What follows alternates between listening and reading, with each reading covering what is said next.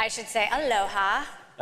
Thank you. I actually want the story because I'm from Hawaii originally, and I've never had the full story about the aloha shorts, and normally it's flip-flops thing.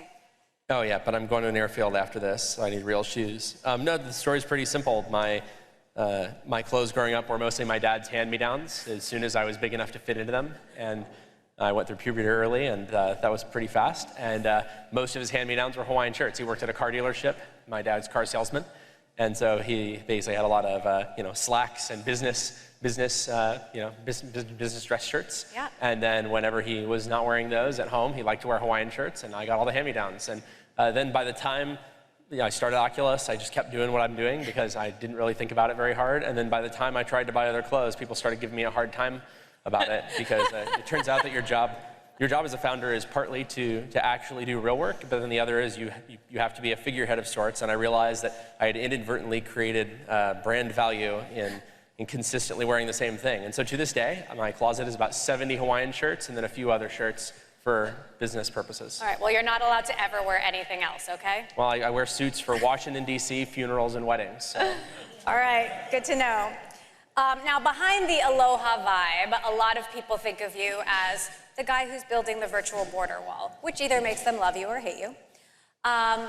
Let's talk about Anduril's main mission and the products that you're actually building to achieve that, because it's bigger than that. Well, it's way bigger than that. And I will say, I actually don't think that many people think of us that way. I mean, people like to focus on the border work because it's politically controversial. The reality is that we've actually done way more on that in this administration than the past one. So people try to tie that to being a Trump thing. The reality is everyone agrees that we need to know what's coming across the US border. There are people who disagree on immigration policy, but immigration policy is separate from awareness of what's coming across the border. And Anduril makes technology that we use to track drug trafficking, human trafficking, arms and cash smuggling in both directions going across the border. Even the people who want open immigration, unlimited immigration, you can walk into the United States and instantly become a citizen. There's nobody outside of a really radical fringe that thinks that the right way to accomplish that is to allow the cartels to operate unimpeded. And so if people say it's controversial, I would say the people who say it's controversial are people who have an interest in making it appear controversial. There's actually very few people who agree with them on that. But the main thing that we do is we're a defense products company. So Anduril is trying to be the world's next major defense contractor. Our primary product is a piece of AI software called Lattice. It powers all of our hardware systems. It ties together hundreds of systems that are made by other companies, taking data from every sensor so that it can be a sensor for every person and for every weapon and for every effector of every other kind.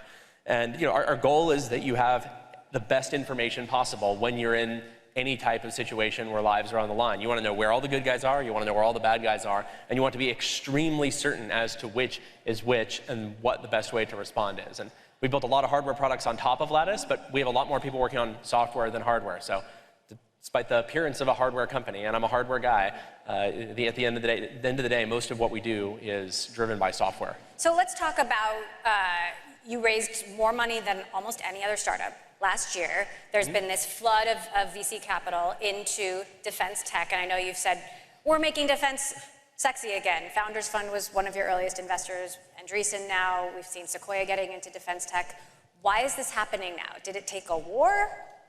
Because everyone is finally opening their eyes. When we started Anduril, we struggled to raise any money. And this was a guy who's just sold his last company for billions of dollars. So that wasn't the issue. But the responses we were met with from investors were somewhere kind of a mix between indifference and scorn. So on the indifference side, people saying, well, we live at the end of history. There's not going to be any more conflict. Economic intertanglement precludes any kind of large-scale warfare in the future. And so what you're doing is just a waste of time. And so I don't care about it. The other side is people saying, any use of force is wrong and what you're doing is evil, and so I won't be involved. And I think that the reason that you've seen things shift over the last few years has been a recognition that we don't live at the end of history. There are still people in the world who want to use large-scale violence to achieve their aims. There are, unfortunately, countries that have a reasonable position that that is the only way that they are going to be able to continue to expand and to grow per their aims. There was a lot of belief years ago that China was going to westernize, that they were going to adopt more of the principles of the West, and that they were going to be a good partner going into the future.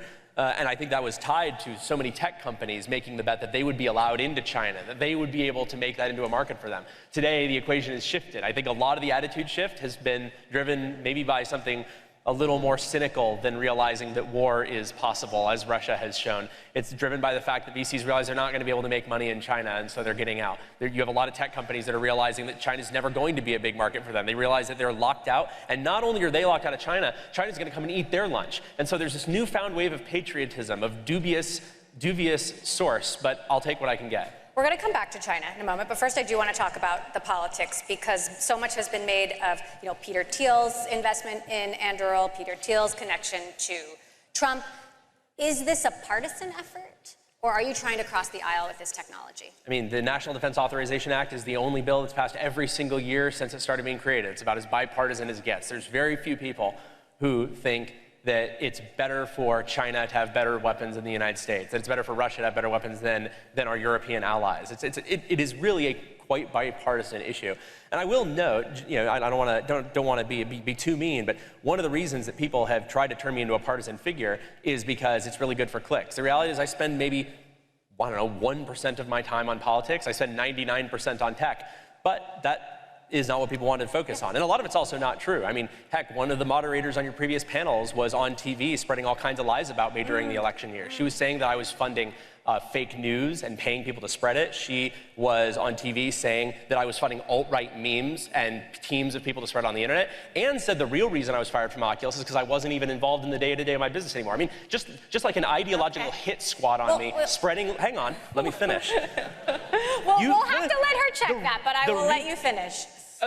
Nobody disagrees on these things. It's not a matter of opinion. It was just a fabricated story that outlets, including Bloomberg, picked up, ran with, and performed a character assassination on me, and have tried to turn me into a political figure because that's what they want to do to me. People who spend far more on politics on the other side of the aisle would never even be asked the question you're asking me. Would you ever have Zuckerberg up here and say, hey, you donated a lot of money to politics. I mean, you're a pretty political figure. I mean, isn't your company actually really partisan? Yeah. You wouldn't even dream of doing it. The reality is, it's because it's okay to attack one side for being political and not the other that the question is even being asked. And, I understand that you have to bring it up because that's unfortunately the hell I live in. But it's something that I'm still going to get frustrated with. I might ask Zuckerberg that question. I might. But you made your point. So there's a lot of controversy about tech companies working with the US government. We've seen employees protesting at Google. Sure. For work with the Pentagon, protesting at Microsoft, for work with ICE. You have really strong opinions about this. Yep. You think Silicon Valley should be working with the US government? Absolutely. I mean, I think that we live in a really dangerous time, and I have thought this for years. This is not a new opinion that I've developed in the wake of the Ukraine war. All of a sudden, I'd found a conscience. I've been saying this consistently for a long time, since before I even started Anduril.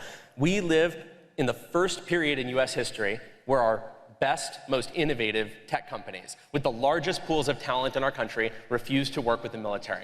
We've never been in a situation like that before, and people don't understand how dangerous that is when you think about the global competition, not just militarily, but economically, and what that means. Imagine if during the World War II buildup, if our biggest tech powerhouses like Westinghouse or RCA or General Electric had said, you know what, I'm not sure that we really should be taking sides. I don't want my tech to be used for military purposes. I think that Imperial Japan is a huge revenue opportunity for our shareholders, and I really think we need to not take sides in this. I mean, that is the situation we're in today, where tech investors and tech companies are refusing to work with the DoD, not because of any ethical qualms. I think that's a smokescreen. It's primarily been driven by a desire to work with our largest strategic adversary and make a lot of money doing it. But these Google employees, for example, signing this open letter saying that they don't want Google to work with the DoD, they made a great smokescreen.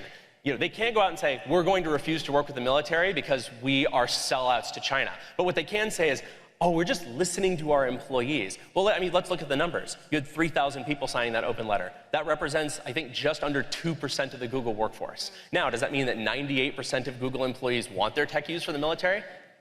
No, not necessarily, but it means that 98% didn't care enough to click a one-click survey that were already logged in with their employee credentials on. I mean, I think it's a tiny radical minority that was very loud about this.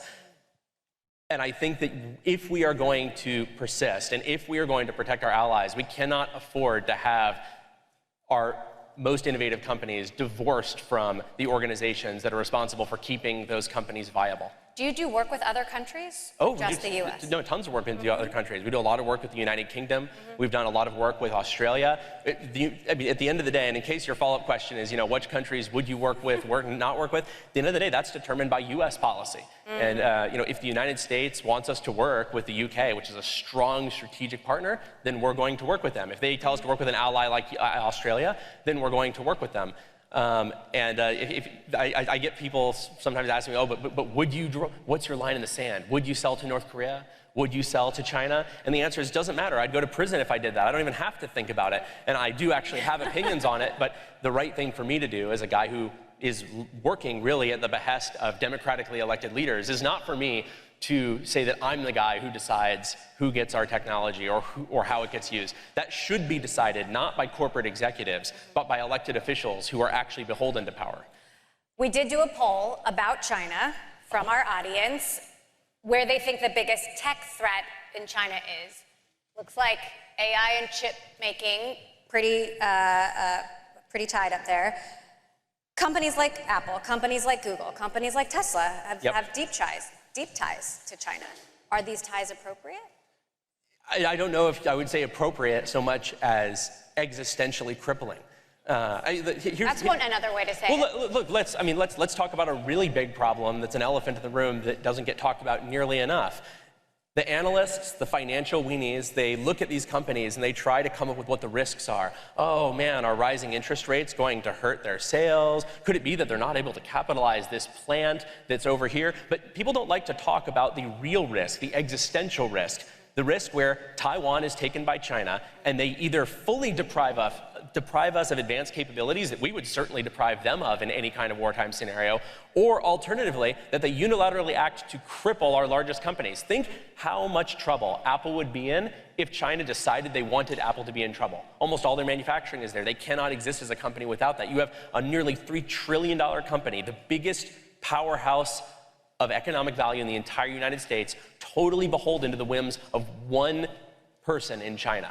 That's crazy. That's unprecedented. But people don't talk about it, including Apple, because if it happens, it's too unthinkable. It's a risk you can't even talk about. You can't even discuss this risk rationally because it's so extraordinarily bad of an outcome. And so instead, what do people do? They say, well, I think that we do actually need to stay coupled to China. Collaboration is really important, and shouldn't we all just get along?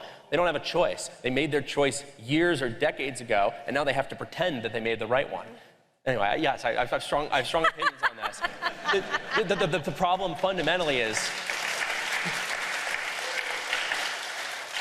the right time for us to realize this danger and this risk was when we allowed China to join the World Trade Organization. We had this misguided idea that we were going to westernize them and that they were working for us. It turns out that we're working for them, and the second best time to solve that is now. So let's talk about TikTok then for a second, because something else you have strong opinions on. I know TikTok is banned from Anduril employees' phones.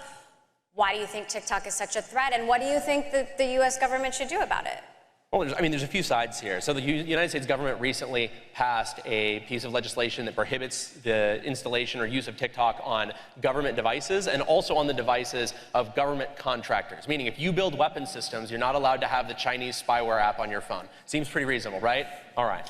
And people say, oh, but they said really, really nicely that they're never going to send their information to China. Well, guess what? Chinese law begs to differ. The Chinese Communist Party is literally on the board of directors of ByteDance. They literally have a financial stake in the company. The laws of China are extremely clear. Them and their families are at risk if they dared to not do what the government said, or to even if they were even to tell anybody about it. Now, people can say, Palmer, that's unfair. In the United States, you can get a court order to get information too. Yes, but you can't tell the company that they're not allowed to even talk about it and that they have to lie continuously about it.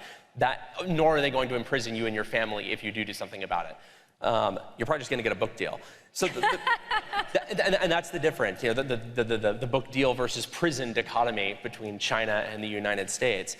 I actually think that the United States should have gone slightly further on this. One of the reasons that we didn't ban TikTok from our employees' personal devices earlier as a security risk is because it's actually a legal minefield. You can't really quite get away with that in in modern times for good reason. I think they should have gone further and said, you know what, we are going to formally declare that TikTok and ByteDance applications, and really any application that is controlled directly by the Chinese Communist Party, is a security risk. We're not saying you have to not allow it, but you should be allowed to ban it if you want to. In other words, let's say that you're not a company that's directly covered like we are by this piece of legislation. Imagine if we're something that's adjacent, like a company that does accounting for weapons companies. They're technically not covered. I wish our government would go and say, you know what, we're formally declaring that TikTok is a security risk, and that any company that believes it is in the national interest to ban it from devices that have access to their data is not at some kind of legal risk from TikTok or their employees saying, hey, that's not fair, I really like funny videos on my lunch break. You did sell your first company to Facebook. I did. You did. What do you think about what's going on over there? Oh man, well look, everybody can always speak. Everyone who sells their company always likes to come back later and say, if I were there, things would be better and things would be different. I think that they've not made the best moves that they could have made over the last few years. You're being remarkably diplomatic when you weren't so diplomatic earlier. But here's why. It's because I'm not a journalist, so I'm not. By the way, I actually was. I was a journalism major at Cal State Long Beach. I was the online editor of the Daily 49er, which is one of the largest student papers in the country. Yeah. Good to know. Who knew? That's why I'm so butthurt about bad journalism. But the problem is that. There are, what was I even saying? We were talking about Facebook and Mark Zuckerberg and what he's doing right and wrong. And what they're doing right now. I mean, the reason I'm so diplomatic is because at the end of the day, I'm still a VR guy. I want VR to succeed. And me going out there and lighting everyone on fire for every mistake that they make in trying to make VR happen is not going to make virtual reality more successful. That's what I was saying. I'm not unbiased. I'm allowed to be a VR partisan. I'm allowed to only say things that I think will cause virtual reality to become a mainstream technology faster. And in my estimation, going out and lighting the people who took my company, stabbed me in the back, and threw me out the back door, it's not going to be good for VR. So I'm not going to do it. And look, for whatever differences I might have with them, they are one of the companies that has put more into VR than anybody in the world, and I don't want them to stop doing that. They are one of the few companies in the world that truly believes in VR still. Apple, you seem to be a fan of the new thing. Is it going to be a thing if it's $3,500? I mean, I would say that kind of isn't the point. So for many years, I've said that virtual reality... Is it going to be a thing anyway? At some point, but not at $3,500. I mean, I've said for many years that the virtual reality has to become something that everybody wants before it can become something that everyone can afford. You can't reverse those two steps and expect mainstream acceptance. I wrote a blog post on my blog, PalmerLuckey.com, the #1 Palmer Luckey blog on the internet, called Free Isn't Cheap Enough. And in it, I argued that current VR technology, as it existed a couple years ago when I wrote it, was so limited that even if you gave it away for free to every American, most people would not continue to use it due to the technological limitations, ergonomic limitations, content limitations. And if that's the case, if they wouldn't use it even if it was free, then clearly cost is not the problem, and reducing cost is not what gets you to mainstream acceptance. Apple is taking the other approach. They are spending an enormous amount of money to drag what should exist a few years in the future and drag it into the present. And it's very expensive to do engineering that way. What they are doing is seeing if they can make it something everybody wants. If they can make it something everybody wants, then it will certainly be something that everybody will buy once it's $1,000. And there's nothing that they're doing that is fundamentally expensive. Everything they're doing can easily be costed down using conventional manufacturing techniques in the future. And I think that that's where that's going. All right, we have a question from the audience. All right. Not a journalist, from the audience. So I'm going to let you take a swing at it. How do you reconcile the idea of having a full-blown surveillance regime and individual liberty? Well, I am a libertarian, and I'm not a fan of full-blown surveillance regime. I would say that's also not what we're building. I mean, you'll note we're not building tools that are used to surveil masses of American civilians. We're not hoovering up their personal data. We're not hoovering up stuff and marketing to them. Like, I don't fall into that. People say, oh, but you're a surveillance company. You make these sensors that detect vehicles, animals, drones, et cetera. To which I say, you know what? There are certain places where you do need surveillance. If you have a military base that is constantly under threat of attack, you need surveillance, and I don't feel bad about that. If you have a border where there are people who are coming into the United States and selling us massive quantities of fentanyl-contaminated marijuana, if they're coming in here and selling people into sex slavery, I don't really mind watching that one little strip and saying, you know what, people who go from that side to this side or this side to that side, and they're doing it illegally, that's something that we should be aware of. Even as a libertarian, I think I'm fine with that. There's no part of libertarian ideals that says that people are not allowed to voluntarily come together and protect themselves from true existential threat. And nobody's gonna say, oh man, but you know, a real libertarian would just leave the gates open on their military base. I'm a compromised libertarian, as most practical libertarians are. One more from our audience. Would you oppose withholding technology to an authoritarian regime? I would oppose it. I think I kind of tried to cover this a little bit earlier. I mean, it isn't up to me, and it shouldn't be up to me. It should be up to the United States government. I'll give an example that is not me, just to make this point. There were a lot of people who were really upset about the United States selling certain security systems to Turkey, which, remember, is a NATO ally on paper, also an authoritarian regime. And people were very upset about this. They said, why are we selling these security systems? Why would we do that? That doesn't make any sense. And does this mean the United States is supporting authoritarianism? And what came out later is the reason that we were doing this is because the United States was temporarily basing a bunch of nuclear-armed aircraft at their airfield secretly. Now, you could say that there's some moral high ground in not putting better security on the base where we're going to be having our own nuclear weapons. Or perhaps you could say we shouldn't even have aircraft there in the first place. But that decision shouldn't be up to me. I shouldn't sit here unaware of those aircraft, unaware of those weapons, unaware of the bigger picture, and also divorced from all the politicians who have been, at the end of the day, elected to make those decisions. I should not sit here as a corporate executive and say, I will de facto be the unilateral controller of US foreign policy. I, the corporate executive, get to decide who we are allowed to work with and who we are not, because that is a very dangerous path that puts power in the hands of people that should not have that power. That should be in the hands of people that you can elect a new leader to replace. All right, as much as I could sit here forever and listen to this, I'm getting the flashing, please stop. It's time for a networking break. Last question from me. You sold a company once. What's your plan for Anduril? Would you sell it again? Do you want to go public? Where do you want to take the business? The most likely outcome is that we become a publicly traded company. There's a lot of reasons for that. The government really likes to work with public companies where they don't have to worry if they're cooking their books. You've got all of Wall Street breathing down your neck trying to find out if you're lying to them and if they should short sell you after, of course, going on TV and telling everybody that you're a terrible company.